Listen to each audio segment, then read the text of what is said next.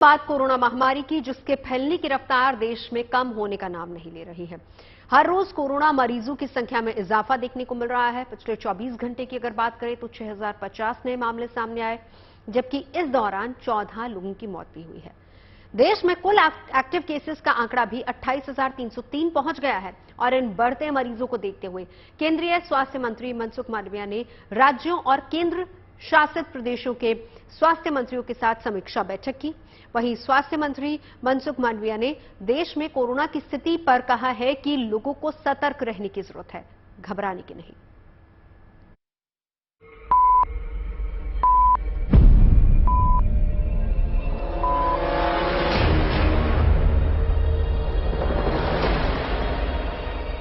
Corona जांच के लिए कहीं लगी कतार,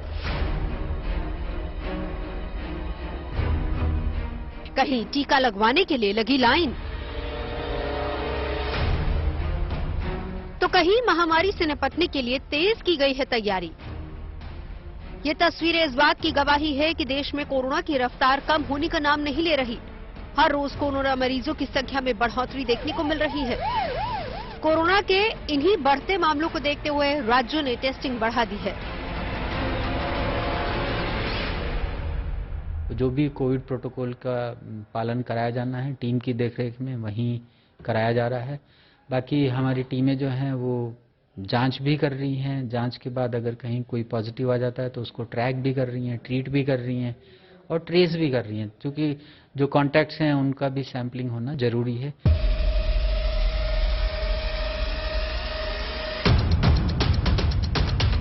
चाहे राजस्थान हो या उत्तर प्रदेश, महाराष्ट्र हो या फिर केरल, ओमिक्रॉन का सब वेरिएंट देश में तेजी से फैल रहा है।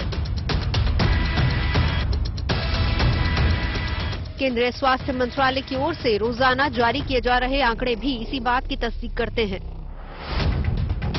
स्वास्थ्य मंत्रालय के मुताबिक पिछले 24 घंटे में कोरोना के 6050 मामले मिले, जबकि एक दिन पहले यानी गुरुवार को नए मामलों की संख्या 5335 थी। इस वक्त देश में कुल एक्टिव मरीजों की संख्या बढ़कर 28,303 तक पहुंच गई है। चौंकाने वाली बात यह है कि पिछले 24 घंटे में 6050 नए मामलों में से 4037 केस सिर्फ 5 राज्यों में सामने आए हैं और इनमें केरल सबसे आगे है, जहां 1936 नए केस मिले।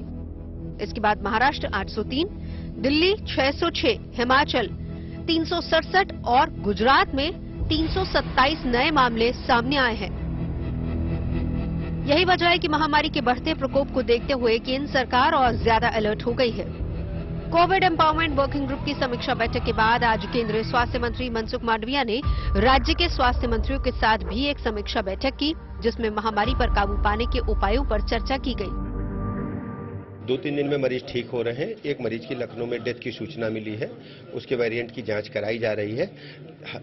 बेड आरक्षित है, अस्पतालों में दवाइयां पर्याप्त हैं और सभी का इलाज किया जा रहा है। जांच का दायरा बढ़ाया गया। सारी हमारी जो लैब्स हैं आरटीपीसीआर हमने हर जिले में लगा रखी हैं।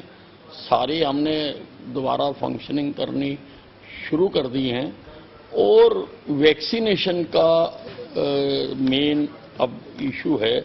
जो फर्स्ट डोज है हम 103% लगा चुके हैं। जो सेकंड डोज है वो हम लगभग 2,30,00,000 लगा चुके हैं, तो 86%। जो प्रिकॉशनरी डोज है वो कम लगी है, तो अब हमने ऑर्डर दे दिया है बाजार में वैक्सीन खरीदने का। वैक्सीन आ जाएगी, जैसे ही वैक्सीन आ जाएगी लगाएंगे। चाहे अस्पतालों में इमरजेंसी हालात से निपटने के लिए बेड, दवाइयां और ऑक्सीजन का इंतजाम करना हो या फिर टेस्टिंग और वैक्सीनेशन को तेज करना हो। हालांकि राहत की बात यह है कि कोरोना के कारण अस्पताल में भर्ती होने वाले मरीजों की संख्या भी कम है, मगर हल्के लक्षण वाले जो मरीज मिल रहे हैं उन्हें घर पर ही रहकर इलाज की सलाह दी जा रही है। जो केसेस कल बढ़ गए हैं, जो फिगर्स या आंकड़े जो सामने आ रहे हैं, उस हिसाब से तो दिखाई दे रहा है कि कोविड के केसेस ज़्यादा है। पर अगर एडमिशन्स के तौर पे देखा जाए तो एडमिशन्स अभी भी हमारे पास कुछ ज़्यादा पैमाने पे नहीं है। So I think this could be the mild variant, पर सजग रहने की जरूरत है। जो स्ट्रेन अभी एग्जिस्ट कर रहा है जिसको कि XBB 1.6 हम डॉक्यूमेंट कर रहे हैं, इसकी सीवियरिटी कोई ज़्यादा नहीं है, डॉक्यूमेंटेड नहीं है, माइल्ड स्ट्रेन है। लेकिन ये है कि एहतियातन जो पेशेंट हमारे पहले से कोमॉर्बिड कंडीशंस के अंदर हैं, जिनके अंदर कैंसर्स की डिजीज़ है, डायबिटीज़ है, हाइपरटेंशन है, कोई इम्यूनोथेरेपी पे चल रहे हैं, किसी तरह के स्टीरॉयड पर लॉन्ग स्टैंडिंग पे चल रहे हैं, साथ ही जो हमारी यंग जनरेशन, जो बच्चे का जो एज ग्रुप है, उनके अंदर भी क्योंकि इम्यूनिटी वीक रहती है, तो उनके अंदर इन केसेस की सीवियरिटी देखने को मिल रही है। कोरोना की मौजूदा रफ्तार को देखते हुए एक्सपर्ट्स मान रहे हैं कि आने वाले 10 से 15 दिन काफी अहम होने वाले हैं।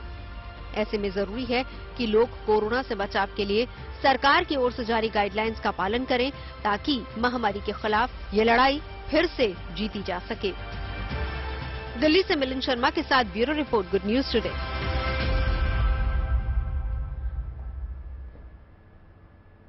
कोरोना पर इस रिपोर्ट को देखने के बाद अब आपको बताते हैं कि आज की बैठक में केंद्र की ओर से राज्यों को क्या क्या हिदायतें, क्या क्या निर्देश दिए गए हैं। मेरी सहयोगी मिलिंद शर्मा ने अपनी इस रिपोर्ट में तफसील से जानकारी दी है।